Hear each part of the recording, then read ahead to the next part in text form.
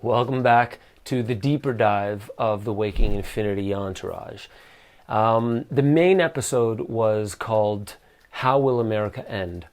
So this deeper dive, what I really want to get into is the nuances of why I bring forth the content that I do.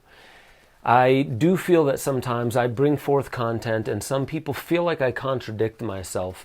And this could be very true. I'm open to being, like I've mentioned before, I'm open to being called out because I know I'm fallible. I know there's things that I try to say in a certain way and they don't land correctly. A few episodes I mentioned the climate change narrative, and I said that climate change really is a narrative. And it is. There's no way you can actually prove it's not a narrative.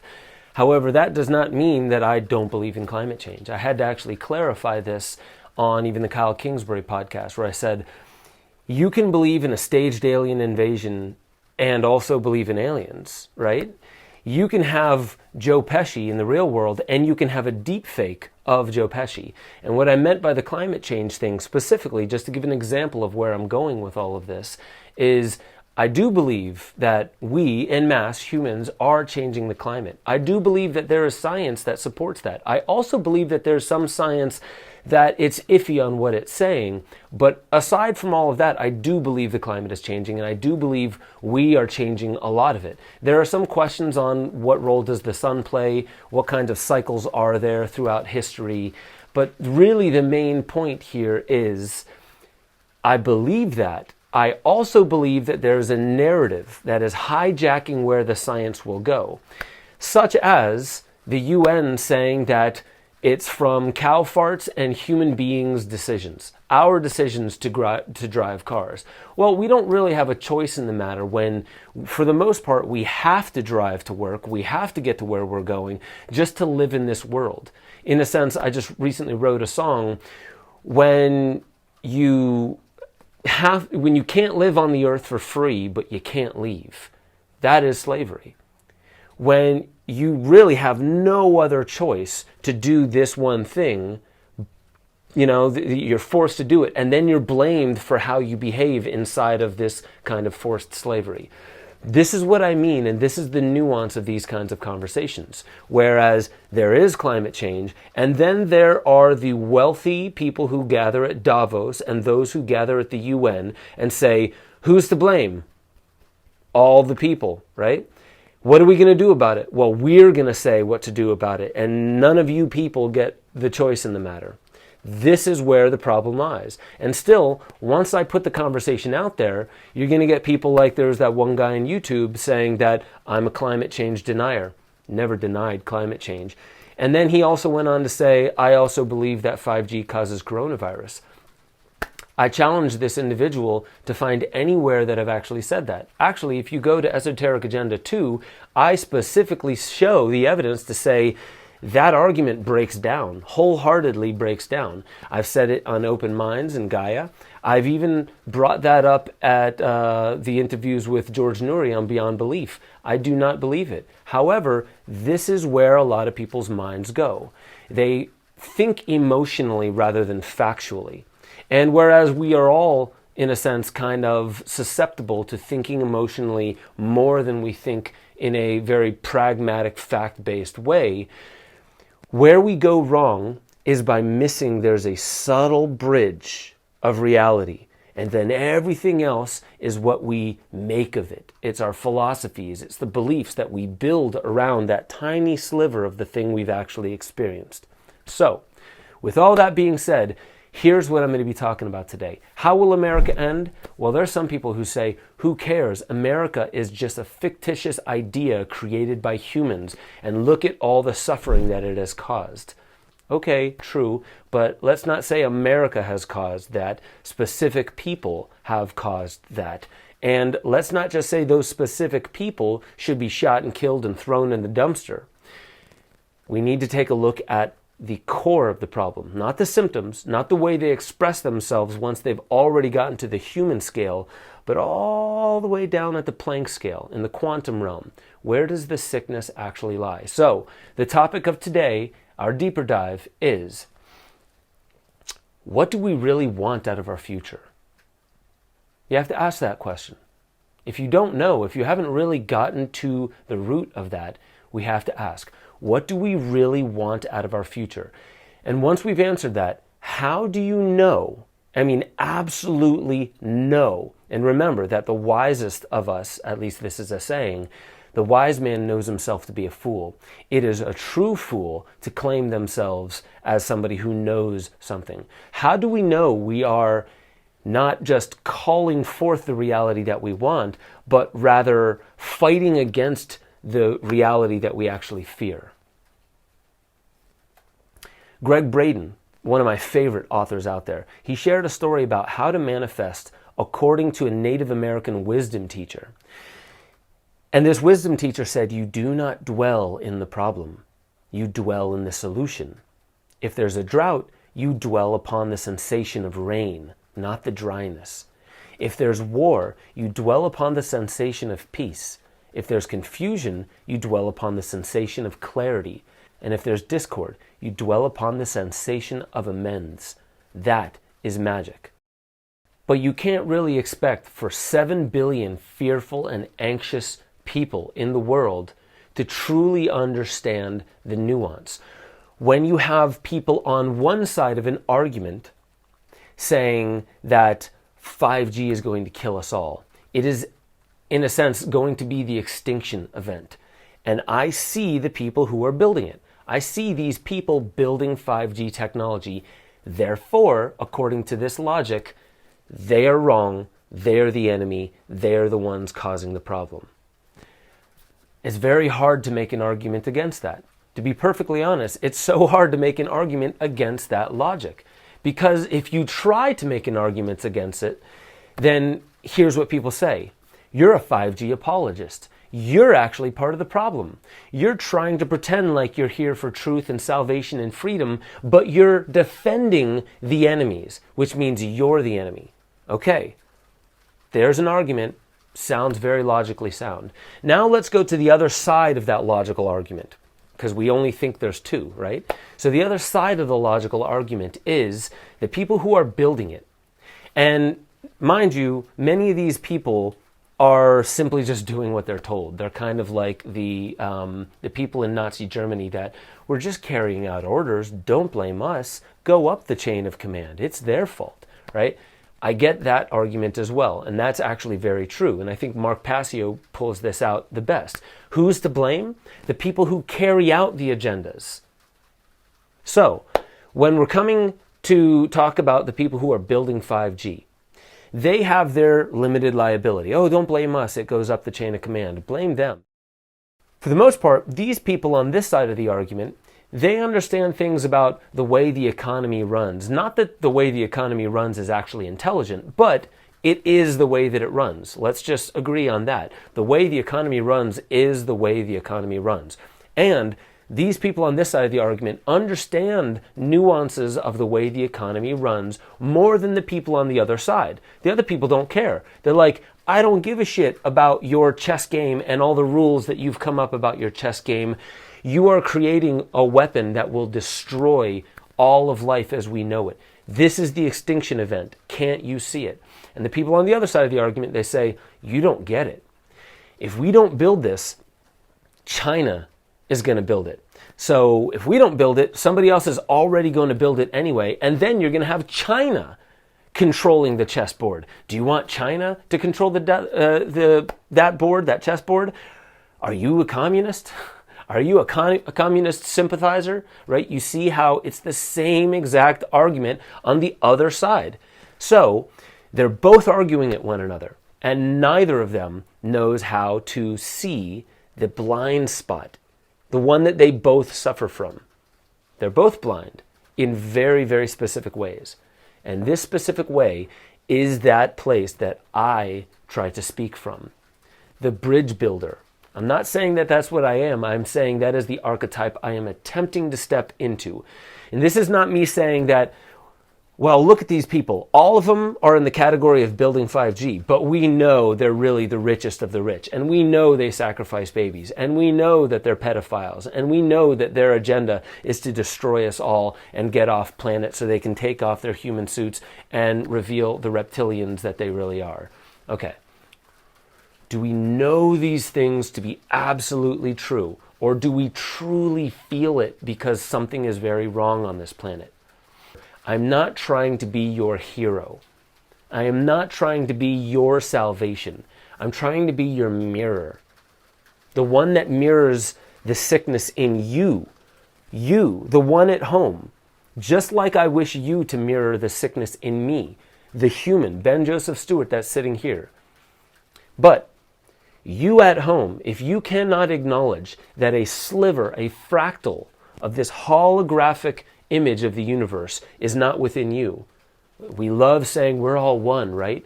But there's no way that darkness out there that I fear and that I hate exists within me. I know I'm better than that. This is where we say we know things, and I don't believe we do. I don't believe we have actually found the real way to live from unconditional love. When two lovers are quarreling, what is the fight truly about? Well, Ben, that's hard to know. You haven't given any context or content even. Tell me the story of why they're fighting, and then I'll tell you which one is right and which one is wrong. This is where the problem usually lies. This is what I believe everyone seems to miss. We say, give me the content and the context. Show me the decorations. Show me the external manifestation of a thing, and I'll tell you the essence of it. The thing that lies behind the veil. And here's where I believe we're wrong. And here is where I start getting a lot of emails. Because I have no problem talking about the Great Reset. I have no problem talking about the UN agenda. I have no problem talking about the wealthy elites. If you guys have seen my films since Esoteric Agenda and Kaimatica, you'll know that I have pointed directly at specific families and agendas and people throughout history that have actually been the expressors of the problem. But then I come out and I say, but the problem is not the Great Reset. The problem is not Klaus Schwab. The problem is not the Rothschild family or the Rockefeller family. And then I get emails. Oh boy, do I get emails. I get a lot of them. And I get people saying, are you a Rothschild sympathizer? Are you a Rockefeller sympathizer? Are you really just some kind of CIA plant that's here to make us believe that you're here for truth, but really what you're here for is to get us confused and chasing some inner wizard when really the problem is out here and we need to face this outer problem? You're telling us, no, just look within, just sit and meditate and don't do anything. Don't fight for any cause, just meditate. That is not what I am saying. I promise you, that is not what I'm saying. But the reason I do what I do is not to change any of you. It's not. It's to empower you to see the blind spots in your worldview and to learn from you. I want to learn from you the blind spots that I have within myself. So I come here to listen as much as I do to speak. And this is why the lovers are fighting. Both sides want to be heard first. Both sides. They want to be heard first. So why do any lovers fight? Because they feel violated and they feel they're not being heard. And so they keep trying to use words to break through to the other side, but the other one's triggered and they're saying, no, I'm not going to listen until you listen. And the other side is like, you haven't done any listening anyway. Why would I listen to you? You need to listen to me first. And both sides keep having to raise their voices because neither feels like they're being heard. This is why I created the Mysterium group. It's a free group. It has about 259 members, I believe, right now. And I haven't even gotten into the real exercises of where we mirror one another. There's a critical mass that I'm waiting for, and I'm, in a sense, priming the conversation. I'm priming the environment inside of it to eventually start getting to the point where now it's time to mirror one another. Now it's time to really call each other out in the most loving way, in the way ayahuasca calls us on our shit, while we have a group of people who are in love with us and wish to hold that space for us. This is how we get to the root of the parasite that we are all sick from. And I mean it. We are all sick. This world is going to change more in the next 10 years than probably in the past several hundred. What we need most is not a new war to make the world more fair. It's medicine to heal our sickness. In order to take that medicine, we must listen. That's what the medicine is asking us to do. The medicine isn't saying, you already know what to do, other people need to listen. Fuck them. Keep speaking your truth. No, the reason why I say we need to use our voice is because we need to express ourselves authentically. But the point that I have probably missed saying that is more of a medicine than using your voice is listening. Because how can you be expected to speak authentically if you're sick, if you haven't seen correctly, if you don't understand what you're seeing, if you've never behaved correctly? Because this is what the Buddha said that I think we all need to understand the most. First, you need right sight. You need to see things correctly. And that is a skill. It's a discipline. It takes practice. It's not just we come into this world and we all see the same things. No, we don't. We see according to our beliefs. We filter all of what we see through our beliefs before they get embedded into that engine that starts to produce our actions. So the Buddha said, we need right sight, without which we cannot understand what we're even seeing. Once we see things correctly, then we need to go to the next step, which is a skill, and that is right understanding. Just because you see something does not mean you understand it. But once you see it correctly, then it's easier for you to understand it correctly, according to its nature, not the thing we wish it to be, or the way that this thing fits into our old, rigid, malconformed belief system. We need to crack out of our old paradigms to allow in new information to congeal into the representative of the real reality, not the thing we think of. So we need right sight, we need right understanding, and then and only then, once we have those first two prerequisites, can we understand and carry out right action. This is where I believe all of us are going dead wrong. We are acting without seeing and understanding correctly. And we all think we're right. We're moving from an emotional state. We feel like the world is unfair. And for the most part, you can say it is, but we don't understand why it's unfair because we haven't seen it correctly. And we haven't seen it correctly, therefore, how could we be expected to understand it correctly? And then if very few of us see it correctly, even fewer of us understand it correctly, how can any of us behave correctly? We keep finding the problem in the outside world and we're not seeing it correctly. That's not where the problem lies. The problem lies in us not seeing our own power. Therefore, we don't realize that the real power we have is not making enemies in the outside world. It is unconditional love. Here's the solution. Arthur C. Clarke said, any sufficiently advanced technology is indistinguishable from magic. The true essence of this statement, I believe so many people, they mistake. Because so many people probably don't know what technology really is.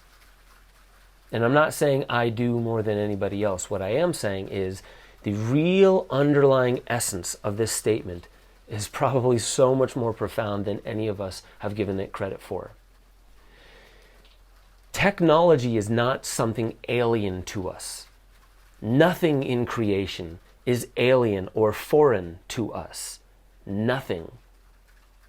Okay, if we are all one with all of creation, then those things that seem the most alien and the most foreign to us, we tend to fear. We don't know how to control. And when we don't feel like we know how to understand or control something, we fear that it may have more power than us and it may mean something malicious. How would we know? We don't understand it. We can't control it. We may be very close to our own annihilation. If AI comes about, AI, technology, future tech, if it comes about, it could destroy us. With that tiny seed of disempowering fear, we have turned it into the Antichrist. And the Antichrist is just a word based upon a story of Christ, something that I believe is actually encrypted into our DNA. Not just in an external book, it is in the book of reality of who we are. And we are an expression of that. So, here's what I'm getting at. The real essence of the statement, any sufficiently advanced technology is indistinguishable from magic. And for the most part, magicians in the past, wizards, have either been adopted to the highest place, the highest points of power, or they've been carte blanche annihilated across the world. The witches, the shamans, those with understandings of the real essence of plants, the real essence of what medicine is, not a thing, but an essence of opening yourself to healing.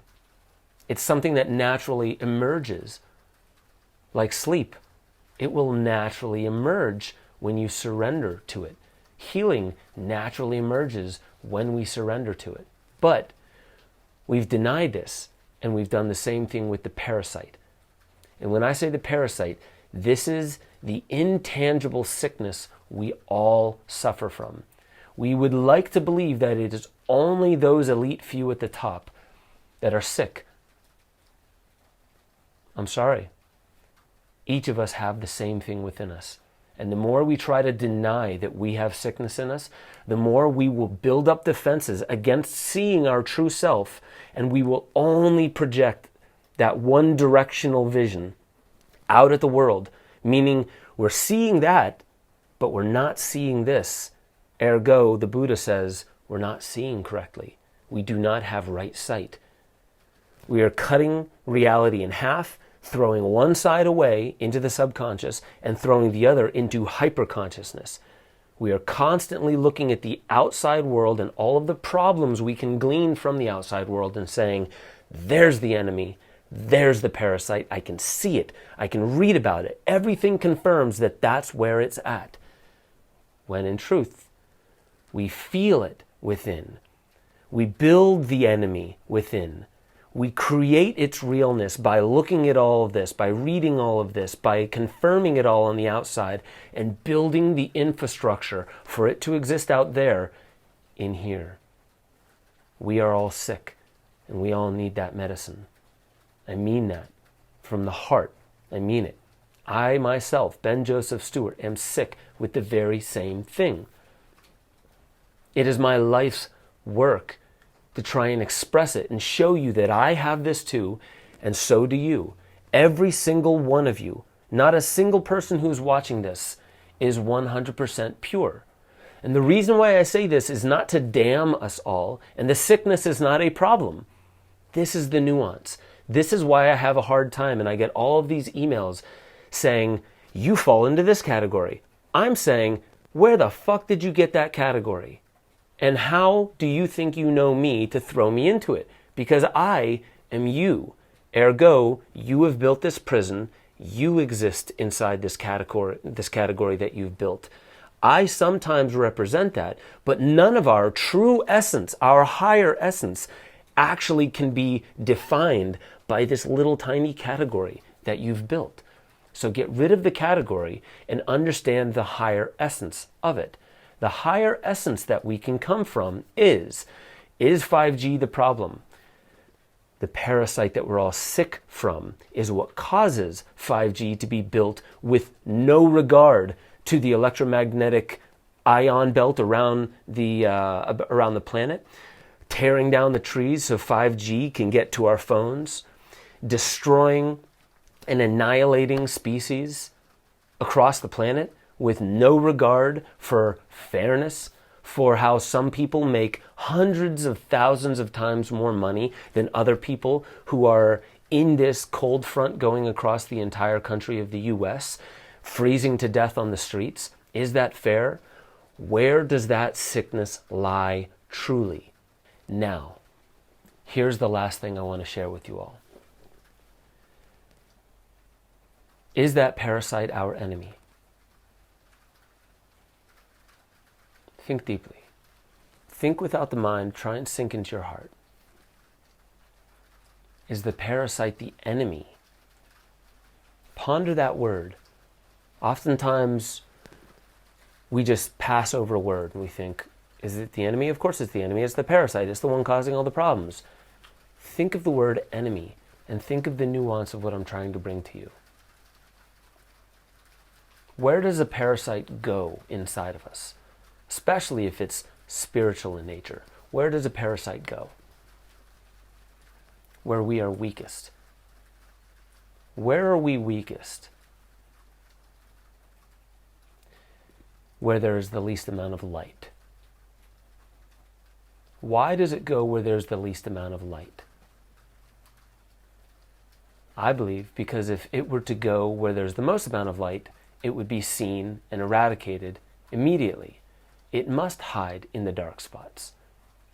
So, this thing that finds our darkness creeps into it and starts causing illness within us. Is that the enemy? Very easy to make that argument. Very hard to argue against it to somebody who doesn't want to peel back the layers and take the time to really understand the nuance of what I'm saying here.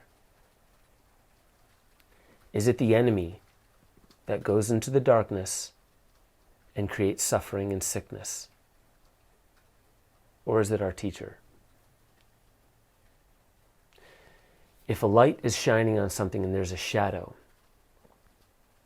that light is not illuminating the darkness, at least not in that spot, because of the nature of what is obstructing the light.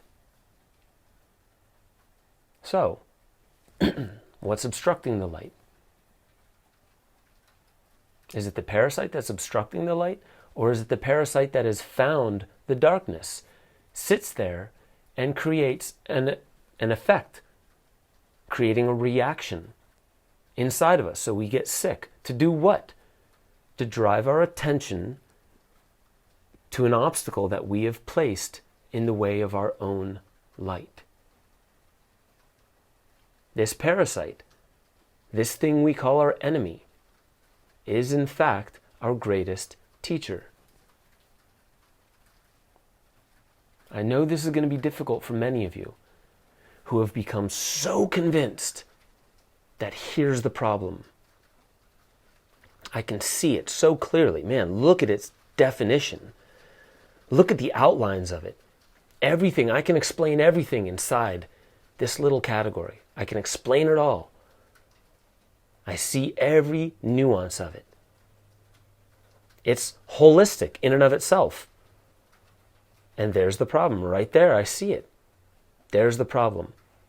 This whole thing, the way that it looks, the way that I understand it, the way that I behave within it, keeps causing this problem to sink deeper into the shadows. And I keep looking for it and I keep finding it there. It's right there. I see it. But do we see correctly? If you were to loosen that category, do a little thought experiment on it, peel back the logical layers of it. If we didn't have this thing, you see what it's doing to my face? Creating a shadow? That's the definition of our perspective of reality that we've created. And it's obstructing light to get to the reality of the reality. These are all just words I'm sharing with you. And I hope I didn't lose any of you here. But the true nature of what I'm talking about is, shouldn't we be listening a little bit more? Instead of just coming to our very quick conclusions. We read an article online, it validates preconceived notions about who we distrust, who we love, what kinds of factions we like, what kinds of factions we dislike. And then we just say, well, I know it now. I've read it. I know it. I know it. I know it. I know it. Are we not emotionally invested in a perception? And we know the perception in and out. So much that we've forgotten that anything exists around it. And we hate the thing that is causing us the illness because we see it. But we don't see the totality of it connected to who we are, how we have created that thing that blocks the light. And the parasite found it for us, found the darkness, and is causing a reaction for us to bring our attention to the obstruction that we placed in our own way. This is why harmony and unconditional love is the real solution. Not creating more enemies, not reading more about who are the motherfuckers, who should we find and place the blame on. I know it's out there somewhere. Partisan politics is going to tell me, I hate the left. It's the right that's going to show it to me. No. It's the alt-right and it's Q and it's all them. They're the problem. They're the enemy. Look at what they're doing to this country. We need to go to the left. All of it is a reason to create more separation between us and it. And it is the extension of us. And we're hurting because we're separate and we're not listening to our lover. Our lover is that thing that is outside of us. It is the extension of ourselves that we have denied for so long. And we keep creating enemies out of it. And we keep coming back to the blame game, pointing our fingers outside. And all of us would love to believe that we are saints and fully, consciously expanded angels. None of that parasite exists within us. Actually, the part of the parasite that exists within us is the first thing we need to acknowledge. Before we acknowledge any of its symptoms, we need to go to the cause.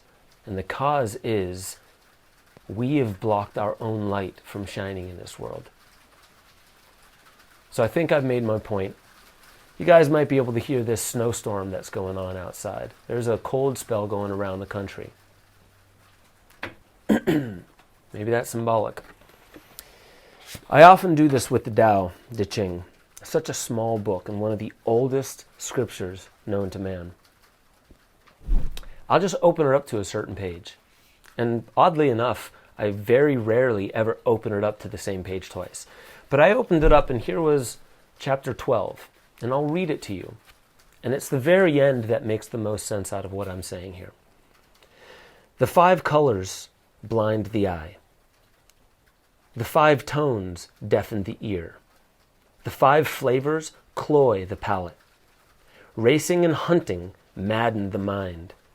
Rare goods tempt men to do wrong. Therefore the sage takes care of the belly, not the eye. He prefers what is within to what is without. The 5 colors, those externalized things, the things that are separated out light, the dynamics, the nuances of light that are separate from one another.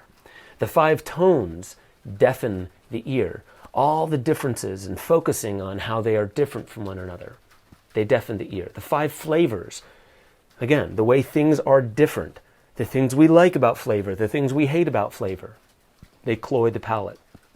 Racing and hunting, as if we need to hurry up to get what we want, as if we need to hunt for what we want, as if it's not within.